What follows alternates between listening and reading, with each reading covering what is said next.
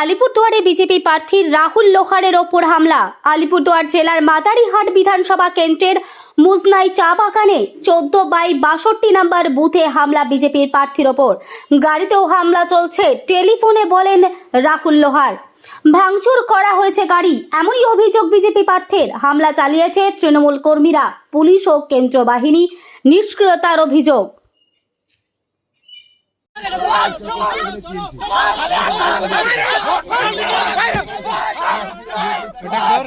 गाड़ी तोड़ गाड़ी तोड़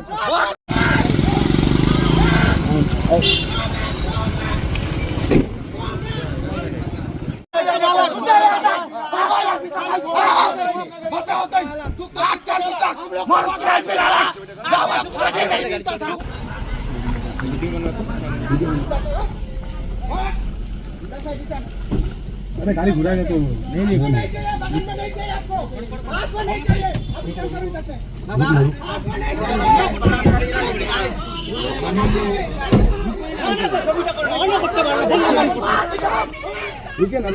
रुकिए ना अंकल